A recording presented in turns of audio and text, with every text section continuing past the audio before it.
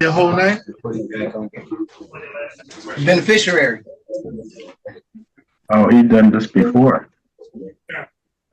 What's his name? The beneficiary. Yeah, first name, Mr. Beneficiary. Are you stating that the trust that we are administrating is the Kevin Pollard Trust? If so, I'm asking you what your name is. my name is the beneficiary of the trust. Of whose trust? Are you stating that the trust that we are now administrating is the Kevin Pollard Trust, Your Honor? Okay, I'm If gonna so, recall him. Bring up somebody else. Put him aside. We'll call him at the end. Sir, is your name the beneficiary, Kevin Teron Anthony Pollard? Yes or no? I'm the beneficiary of the trust, Your Honor. Are you stating that the trust that we are now administrating is the Kevin Pollard Trust? Are you Kevin Pollard? I'm asking you. Is the trust that we are now administrating? Sir, I asked the questions here. You give me yes or no answers. You're asking for my permission to ask the questions. You give the answers. Is that clear? It's very clear. Okay, listen. Yes. Are you also known by the name of Kevin Pollard amongst other names? Yes or no? Are you stating that the trust that we are now administrating is the Kevin Pollard Trust, Your Honor? If so, Kevin Pollard is in fact present today. It is you that is Kevin Pollard, Your Honor. I've heard sovereign citizens make all kinds of strange claims before. Some say they're the trustee of an estate, others claim they're the beneficiary of a trust. But this might be the first time I've ever heard someone argue that the judge is actually the one being charged. At this point, the level of nonsense has officially hit a whole new high. It is you. Really? Yes, Your Honor. Really? It is you. That Really? is Kevin Pollard. Yes, Your Honor. Kevin Pollard. You are Kevin Pollard today, Your Honor. I am the beneficiary. And then who are you? I am the beneficiary of the trust. Okay, well, Mr. Beneficiary, take you and your trust back to jail. I have some questions for the clerk, Your Honor. No. I have. Can I speak to the clerk before we go any further? You know what? I'm gonna put you in timeout. Get your mind right, Mr. Pollard. Yes, sir. Can I have the clerk present, please, Your Honor? Don't give in.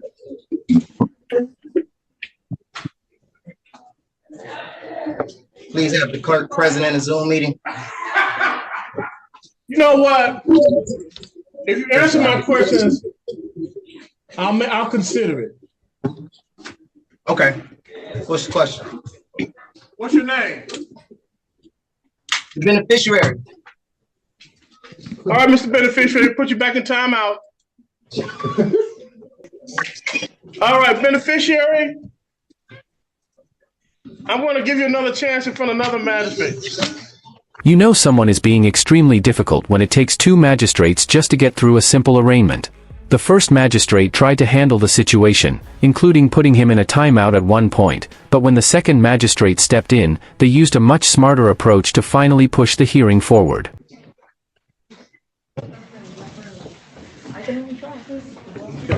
That's no problem. Can I have the clerk present, please? Hey, sir, I'm Magistrate Chartea. DDC. Excuse me? Yeah. I'm talking to the DDC officer. Yes. DDC? Yes, ma'am. Okay. The gentleman that is in front of the screen, in front of camera one, what name do you have him listed as? Kevin Pollard. Do you have a middle name? No, ma'am. Okay, so you have a Kevin Pollard. Okay, and sir, you're identified as Kevin Pollard, but you're considering yourself the beneficiary. Is that correct, sir? Are we on the record? We are. Everything is on the record.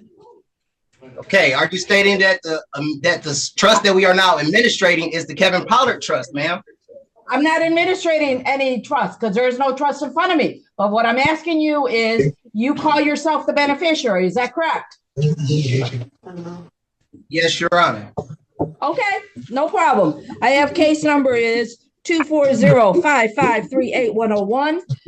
People of the state of Michigan versus Kevin Theron Anthony Pollard, who Your is Honor, listed by DDC as Kevin Pollard. However, the gentleman has identified himself as the beneficiary. You representing as Kevin Pollard today, Your Honor. Wait a second, what happened to the last guy? I thought he was supposed to be today's Kevin.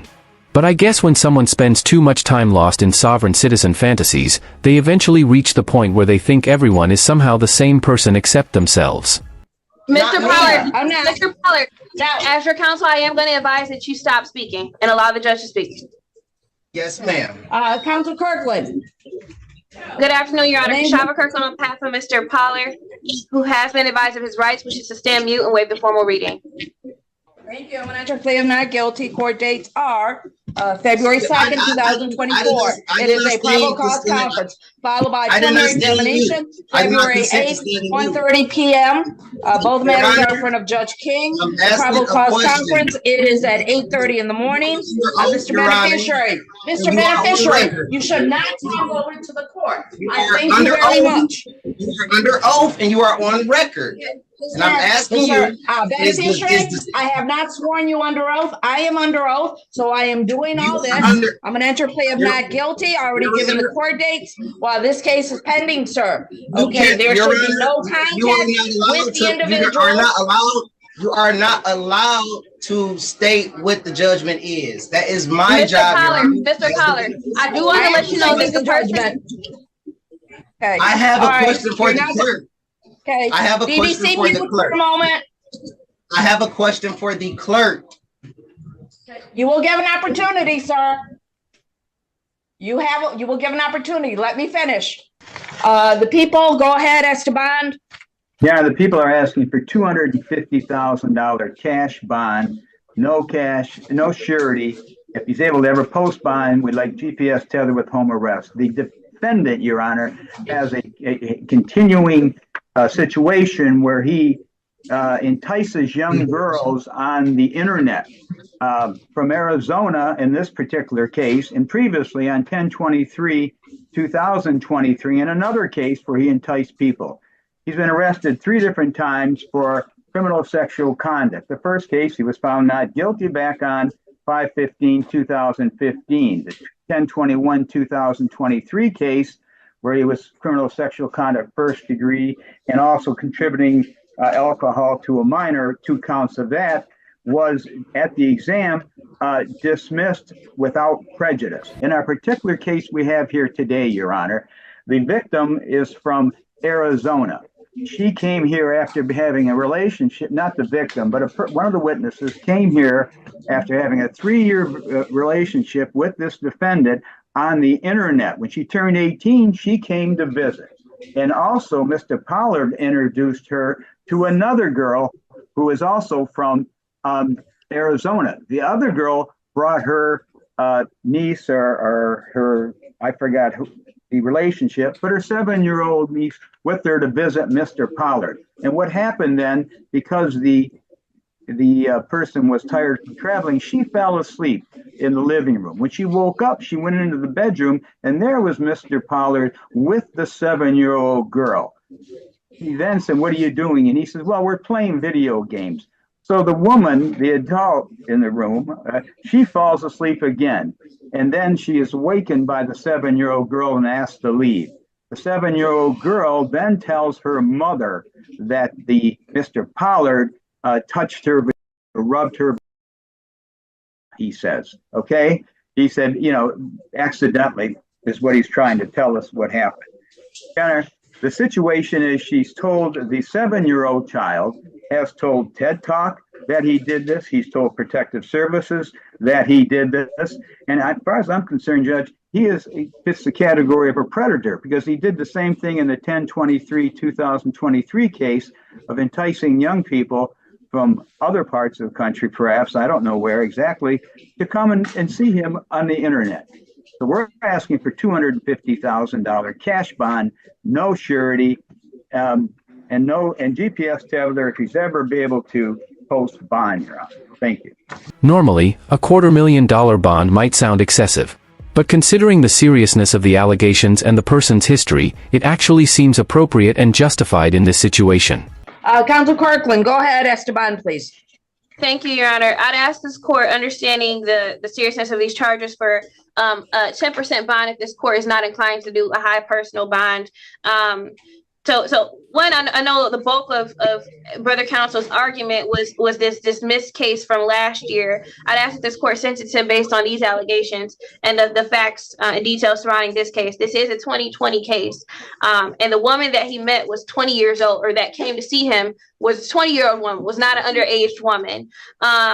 And the allegation is that she brought her, I believe, goddaughter to the home. Now, there are different variations because a couple different stories are told as to what occurred there. But Mr. Pollard has maintained that he did not sexually assault the little girl. I'm not sure why this case wasn't charged until 2024, but it is a 4-year-old case. My understanding is that he, I don't believe he's had any convictions since then. He is a lifelong resident, has a child, so he has strong ties to the community. He also owns a lawn service here. At this point, there's no amount of bond that he can't afford to pay, so even a 10% bond would be unaffordable for him. But given the age of this case and his lack of issues since this, I'd ask this court consider a high personal bond, if not that, a 10% bond. Thank you. I've heard the representations from both sides in this particular matter in reference to the beneficiary who is listed by the court or by DDC as Kevin Pollard, is that in this particular matter, even though this is from 2020, okay, there was a forensic interview, Kids Talk, with the victim, and she disclosed that she was touched by the defendant and that he rubbed her with his hand. This court is not considering the other cases that were dismissed without prejudice. Okay, this court is only going with this matter. In reference to this gentleman, the defendant, bond is going to be $250,000 cash. There's going to be a GPS tether, home arrest. Further, okay, it's going to be unaffordable. So today is Friday. He's going to get another court date. Today is the 26th. January 29th, 2024, 9 o'clock in front of Judge McConicle, who's going to be looking at the bond amount and bond conditions. Also, there is one other thing. This court looks at clear and convincing evidence standard, okay, based on the representation, based on the reading. This court is convinced that Mr. Pollard, okay, I'm sorry, the beneficiary, okay, that he is a creditor in this particular matter. That's why we're putting at $250,000 cash, GPS tether, house arrest. He does have the unaffordable bond redetermination for this Monday, January 29th, 2024, 9 o'clock in front of Judge McConicle.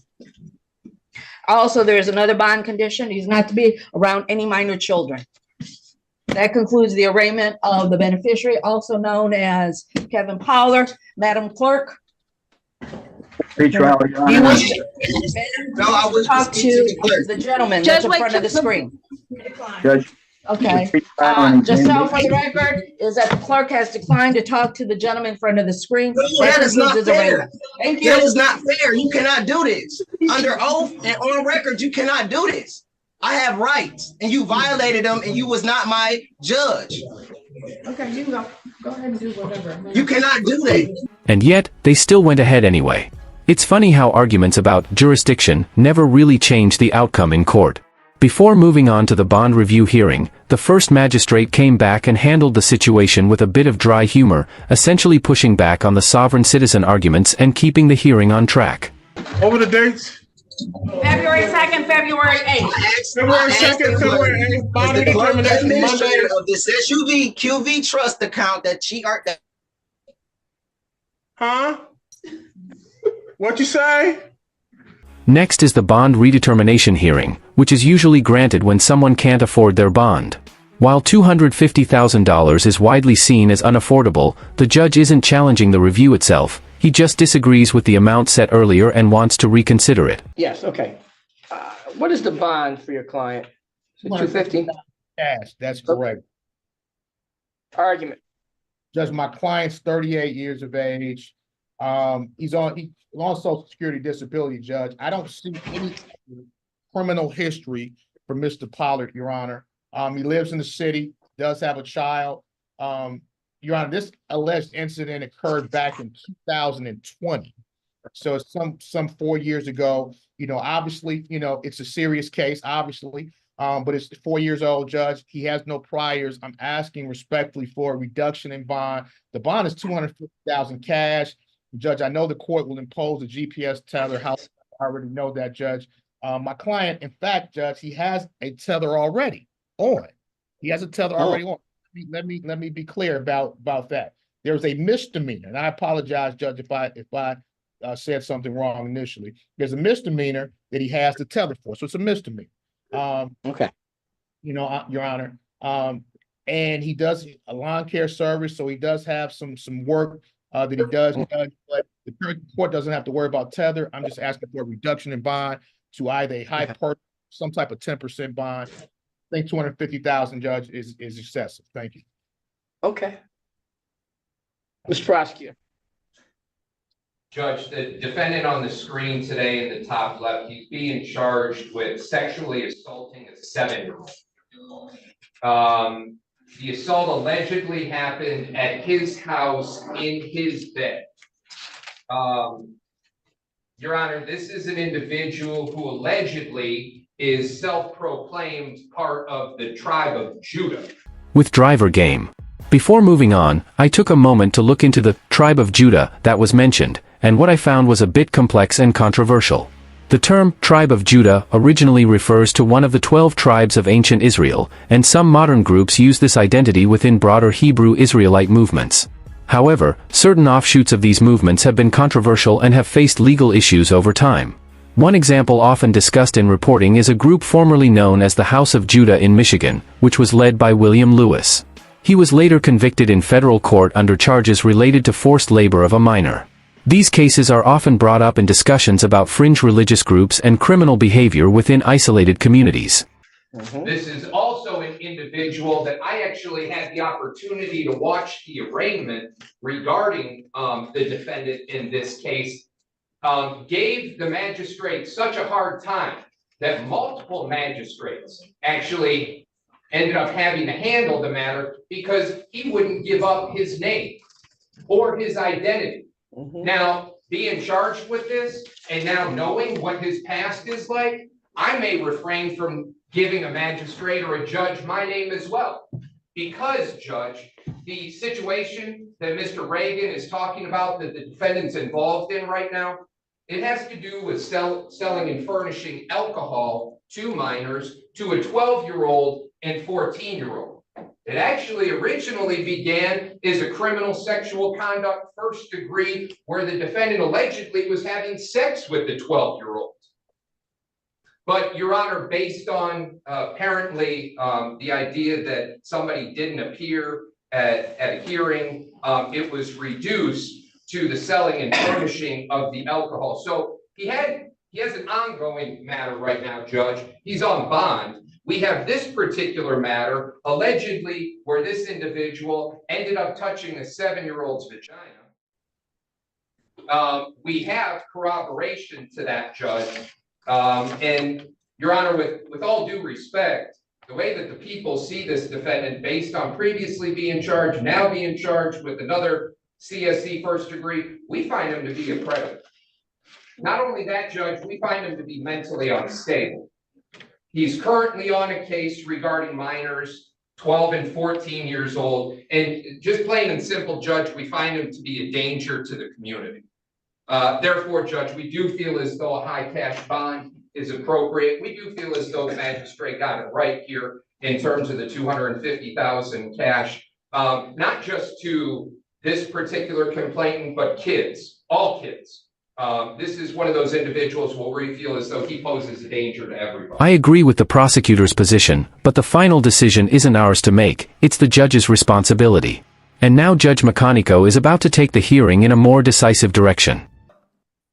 See, where we haven't heard their arguments of counsel, where this gets a little dicey for concerning bond is that we have a situation where the defendant allegedly, I guess an 18-year-old comes in town to visit with him for her birthday. She turned 18, so she comes to see the 37-year-old, who she's been in a long-term relationship with for the last 3 years. So I guess he would have been 34, starting the relationship with the 15-year-old. Allegedly, she talks to a friend and they come over, and the 7-year-old is over. The girl comes and finds the two of them in the bed, and then the mother contacts a person asking who is this Kevin guy, because her daughter says he touched her vagina. So, and then we have another case of furnishing alcohol to 12-year-olds, and whether there's sex there or not sex there. We have a pattern that's a little bit concerning. It's a lot of minors, a lot of alcohol, a lot of sex allegations, a lot of molestation allegations, a lot of flying people in who are kids and teenagers. And so we're real concerned about this. So the $250,000 bond is an unaffordable bond. And so the court does find that this defendant is a danger to all kids. He's just a danger. The court is going to disagree with the magistrate on this, and I know the magistrate or magistrates had some issues with this defendant, and they used the information that they had at this time to come up with the $250,000 bond. But the court does find that Mr. Pollard poses a great danger to the community, and a $250,000 bond is unaffordable, but it's not enough. It's not enough. So what we're going to do is we're going to add some to it to make sure he's incapacitated. But if he posts the bond, then that means we know that he'll appear for court. So the bond is going to be increased to $1 million, and that'll be $1 million cash. If he makes the $1 million, then he'll be placed under house arrest with GPS tether. Mr. Pollard is not to have any interactions with anyone under the age of 18, whether they're family, whether he knows them. He's not to be around anyone under the age of 18. If he is, that will violate this bond. Thank you. So, Judge, the bond was $250,000 cash. Yeah, and now it's $1 million cash. Now it's $1 million cash. Okay. It's $1 million now. It's $1 million now. Okay, because he's on Social Security disability now. Can't afford. I understand, but the court finds that Mr. Pollard, it may be some serial actions going on right here, and I don't really know if he's like a serial rapist. I don't know if there are other children that he just lays in the bed with allegedly and touches, or there's other 12-year-olds, or if he's flying other 18-year-olds out to celebrate their birthday. I'm not sure. So what we have to do is we're going to err on the side of caution and make sure that Mr. Pollard is not able, at least right now, to be able to engage or even be charged with engaging in these type of activities. Yeah, no, Judge, I get it. I know it's rough when the allegations are from January of 2020, but the prosecutor doesn't charge until January 24. I mean, Yeah, it's when it looks like it wasn't until October 14th of 2023 when the mother called asking who is this Kevin guy. So we just kind of got that information, and I'm not sure when the 12-year-old. I'm not sure when all the 12-year-old and the alcohol when that happened. So it's a lot, Mr. Reagan, and so the timeline may get a little bit jumbled. But it's a lot of kids, teenagers, alcohol, sex, molestation. It's kind of blending, and so we're here where we are. Yes, sir. Right, thank you, Mr. Pollard. You can leave. It's hard to argue with that reasoning, but you can agree or disagree with the judge's decision in the comments. Now we move on to the final two appearances, and the next judge isn't entertaining any of the name confusion games from John.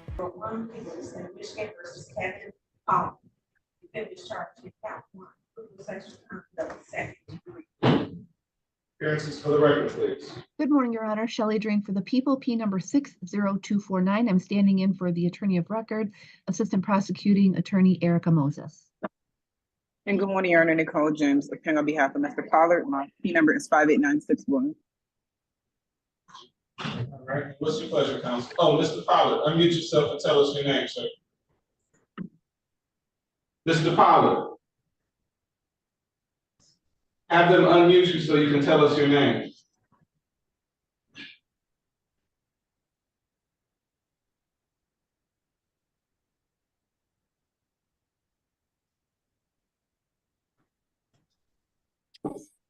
Tell me your name, sir. I exercise my right to remain silent. You don't want to tell us your name? I'm the beneficiary. Beneficiary of what? Of the trust that we are now here to administrate. Okay, that's fine. Can you tell me your name? Excuse me? Can you tell me your name? The beneficiary of the trust, Your Honor. I'm not beneficiary of trust. I'm not summoned here as the name. I'm summoned as the state trust. It'll be a contradiction. I'm looking for Kevin Pollard. If he's not here, I will capious him. Your Honor, you are appearing as Kevin Pollard today. No, I'm not. My name is Kenneth King. No, Your Honor, you are the trustee of the administrate, the trust that we are now here to administrate. It is I have no idea what you're talking about, sir. I'm just looking for Kevin Pollard. If you're not him, then I'll issue an arrest warrant for Kevin Pollard because he's supposed to be here. Under trust law, it's a contradiction for one to be the beneficiary and the trustee, Your Honor. All right, you're talking a different language to me. I have no idea what you're talking about. Miss James, how would you like to proceed? Judge, originally I was gonna ask it to be set for a preliminary examination, but it sounds like it may be a competency issue. So Judge, what I'm gonna ask the court to do, I have an appointment to meet with Mr. Pollard this afternoon. I'm gonna ask the court if you would, we can set an exam date, but we could also set Monday as a review date. Hey, why don't we just do that before we set an exam date? Okay. The court will adjourn the probable cause conference. If you're able to find Mr. Pollard, we'll adjourn the probable cause conference to February 5th at 8:30. Yes, Your Honor. If you find Mr. Pollard, then I will issue a capious for his arrest. Yes, Your Honor. Thank you. That's how it's handled in court. If someone refuses to properly identify themselves, they don't get to delay the process and may be taken back into custody until they comply. His next appearance happened just a couple of days later, and somehow Judge King managed to take things even further than the previous hearing. Sir, in Wayne County Jail, what's your name? There you go. Say your name. Say your name, sir. For me? Yeah. The beneficiary of the state. I'm here today for the state. What's your name, sir? I don't know who the beneficiary is. Excuse me? What is your name? I'm coming to appear as the beneficiary of the state, Your Honor. Okay, forget all that. What did your mom call you? What's your name? I have no idea who you are, sir. Okay, well, you're gonna sit there until I figure out who you are. I'm not under that jurisdiction to consent to the name, Your Honor. That's appearing under your jurisdiction. Your case then, because I'm looking for Mr. Pollard. If you're not Mr. Pollard, then you're not here, and the warrant will be for your arrest, and you can sit in jail till you rot for all I care. That's fine, Your Honor, but that's. Deputy, you can remove him. He's not here. He's not here today because he doesn't exist. Okay, bye. The all caps entity. I'm talking to you. Goodbye. That's all for his court appearances in this update. Since the last hearing, he has had additional appearances before Judge King, where he began properly identifying himself, which helped move the proceedings forward. There was also a development where one of the related charges was dismissed without prejudice after procedural requirements were not met. He remains in custody on a separate $1 million bond connected to other charges. More recently, Judge Bryant found him competent to stand trial. The case is still ongoing, and future court decisions will determine what happens next. If you enjoyed the video, make sure to like, share your thoughts in the comments, and subscribe with notifications on so you don't miss any updates.